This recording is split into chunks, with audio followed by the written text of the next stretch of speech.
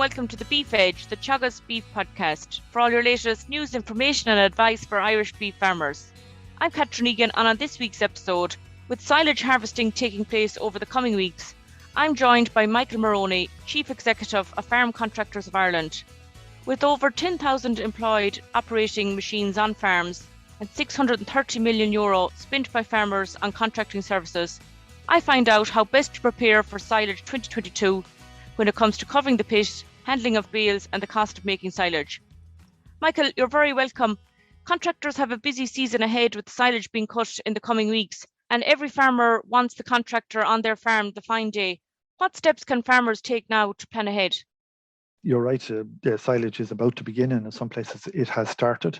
And talking to some of our members from around the country, the indications are that a good deal of activity will begin this weekend, and the weather looks good. And so contractors are looking forward. At this time of the year, there's great enthusiasm, and the smell of fresh grass generally gets people into a heightened state of action. And so you can see that silage harvesting teams will begin in earnest, I'd say, from Friday of this week. In terms of what people can do, I suppose the key message in all these situations is a level of communication. So it's really important that both the farmer and the contractor have a good flow of communication. There's a good understanding of what each other has to do, and that makes sure that the work is carried out efficiently, and equally important, is carried out with due regard for the most safe work practices on the farm. So the important points, I suppose, to communicate is from the contractor's point of view. He needs to be able to, or she needs to be able to communicate with the farmer about where the team will be working, what time they'll be coming, where and when they'll be coming, and they should give the farmer the mobile number of their lead person on the team, just in case there's any situations that they know who to contact in that event. I think the other key points, and we're always conscious of safety, is that the contractor needs to agree with the farmer that strictly no children or passengers will be carried in machine cabs, and that's for safety reasons, but also we're aware that COVID hasn't gone away, and just in order to protect everybody in society from that as well, for the present and for into the future. There are children on farms. Very soon we'll be into a June bank holiday weekend where there'll be a lot of activity on farms, and it's important that if there are children on the farm, that there is some preparation made for how they will be cared during the process of silage making.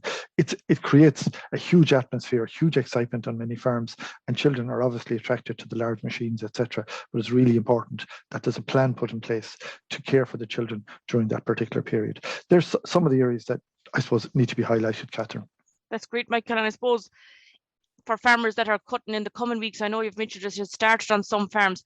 What can the farmer actually do in relation to the silage ground to prepare for the silage season now?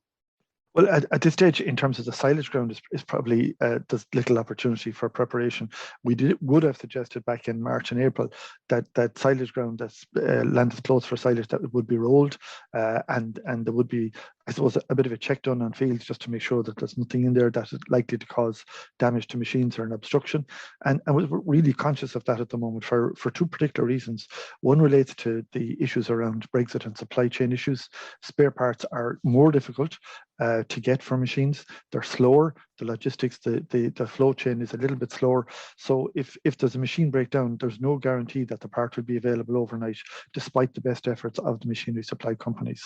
And that's particularly important in terms of where we are for the future.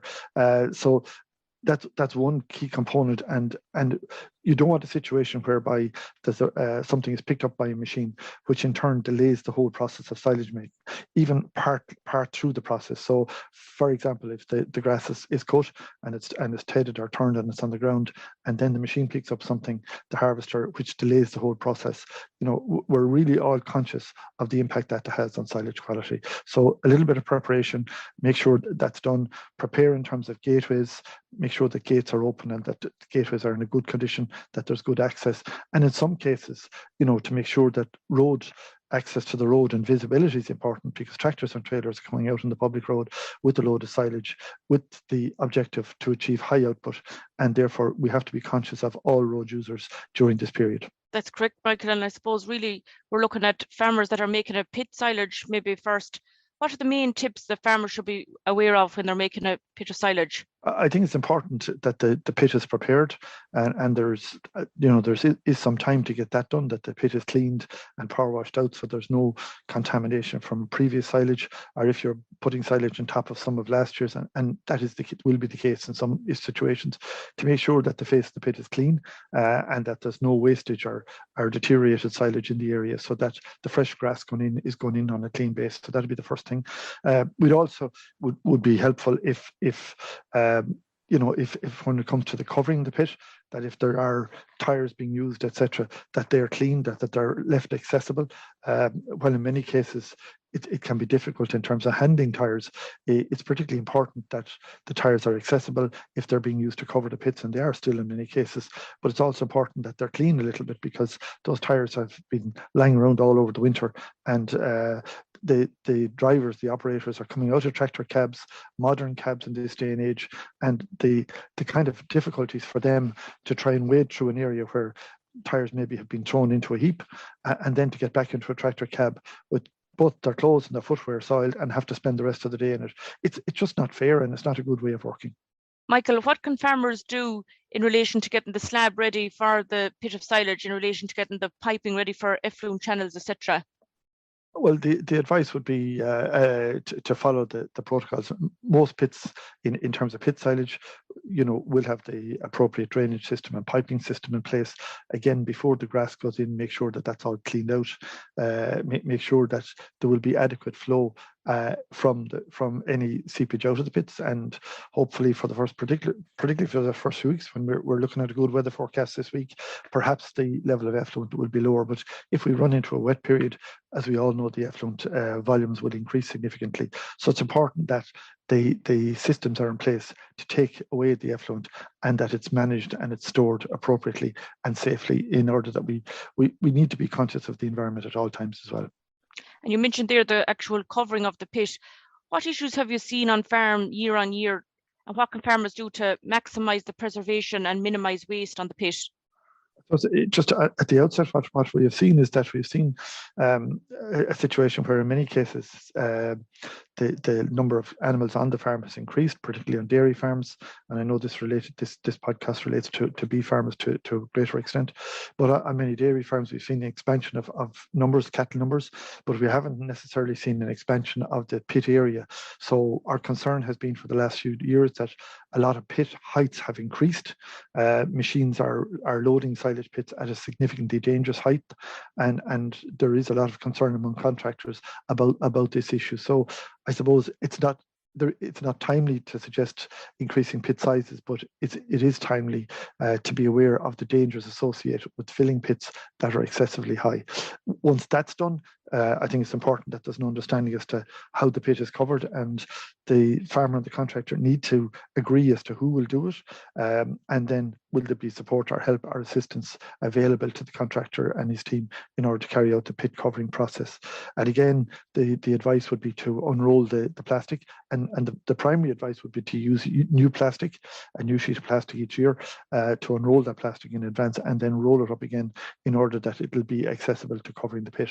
And in most cases, and many cases, the contractor will be able to provide a loader service to add additional weights or what's needed in order to maintain the integrity of that cover over the winter period. Yeah, I suppose, Michael, it comes back to assessing what amount of silage will fit in the actual pit, and if necessary, bales will have to be made. Yeah, and that was the situation last year, that in situations like that, there's more flexibility in terms of storage of bales, and again, producing bale silage is considered a good opportunity in many cases, because the bale silage as a product is a more saleable feed. It's a little bit more flexible than the pit silage, and I'm not saying it's necessarily cheaper, because costs have increased significantly, but it does give a bit of flexibility, and it's something that needs to be considered when the pit heights are at a dangerous level. What issues have you seen, Michael, when it comes to stacking of bales on farms? Stacking bales, the issues we've seen relate to stability of the stack, and it's important that the stack is built correctly, but also in relation to the location of the stack. And we're particularly conscious, both in terms of bale and in terms of pit silage, of the issues around power cables, network cables from ESB networks, and it's important that bales are not stacked under electrical power lines where there is a risk of damage to, of electrocution, essentially, particularly with the bigger tractors with higher loaders, etc. But that risk is equally so in terms of the field. And we put in a program last year and the year before, and we'll be repeating it this year, where our members will send us a pin locating areas that they identify as where there's low power lines in the field. And this relates particularly to silage harvesters and the chute of harvesters as the machines have got bigger. And we've communicated that message to ESB networks, and they have responded in all cases. They've examined where there are low power lines, and we'd urge all farmers to make ESB networks aware of such situations into the future. Their response has been good. Their efficiency in terms of dealing with them has been very good. And it's a process and an engagement that we want to continue. Michael, obviously costs have risen dramatically this year. Can you talk through the changes you've seen in prices this year compared to last year? I suppose that generally prices have increased across the board, and contractor costs have increased very significantly in the last 12 months. We would have had examined some guideline in terms of charges back in November, and that at that point, diesel was being charged at 75 cents a litre. We do a weekly survey of our contractors on their diesel charges. Our average price last week was 130 a litre. So that's a significant increase since November. And many contractors are looking at maintaining their charges, but putting in a surcharge based on fuel consumption. So there is a significant awareness of fuel consumption among tractors at the moment. Your typical contractor tractor has probably a fuel tank capacity of about 300 litres. And at work such as baling with the combination type baler, drawing silage, mowing silage, etc., you're looking at a situation where a full tank of diesel will be consumed a day. So what that has meant is that your tank of diesel last year at 75 cents per litre was costing you somewhere in the region of €225, and that same tank of diesel is now going to cost you, 300, nearly €400 just for the day for the diesel alone. So these are some of the significant costs, but it's not just related to diesel, Catherine. For example, tyre costs have increased by 50% at least across the board, and many of the machinery parts like bearings, replacement parts, all of those component part prices have increased significantly, and many farmers are quite aware of that. But for contractors who are going high output, those costs have increased very significantly, and they need to be taken on board. So we are suggesting to contractors that they make a very transparent process in line for their customers, and that they put in a fuel surcharge, but that they include it on the invoice for the work done. I suppose you have touched on particularly the health and safety viewpoint from having children on the farm, but for contractors and farmers that are busy and working long hours, what message have you for listeners? The lesson is that, we are aware of the reality that contractors will be working long hours over the next couple of weeks, but it's important that they adhere to good standards of health and safety, and that people take a break on occasions. And we're all aware of the urgency to get the crop in, but we need to be equally aware of the urgency of maintaining our own health and safety and that of our employees. So we'd certainly encourage our members that they look at their work practices, and they provide an opportunity for their staff to take a break at some stage during the day. And in many cases, there will be a lunch break in the middle of the day, or a dinner break, and a break later on. But it's important. I know it's urgent. We all know that it's a fight against the weather, but it's equally important that you maintain your health at all times. And from that point of view, that's why I made the comment earlier about with regard to children, but also with regard to, if we're dealing with pit silage, to be aware of the need for other people to stay off the pit, because in all cases we have loading shovels. Visibility in some cases is not that easy. So have nobody else on the pit other than the people who are operating the machines. That's a priority until you're at the point of covering the pit, and then obviously you will need some additional people. But also to be aware, in terms of the dangers or the risks associated with bale silage, and on hillside areas, the dangers associated with moving bales, the dangers associated with children jumping on bales.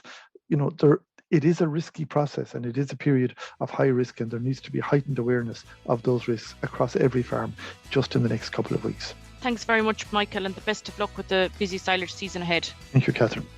That's all for this week's episode. You can catch up on all other shows and interviews from the Beef Edge podcast on the Teagasc website at teagasc.ie, or you can listen on Apple and Google Podcasts as well as Spotify. Don't forget to rate, review and subscribe so you never miss a show. For all other updates from our beef programme, keep an eye on our Twitter and Facebook pages. Until next time, I'm Catherine Egan, and thanks for listening.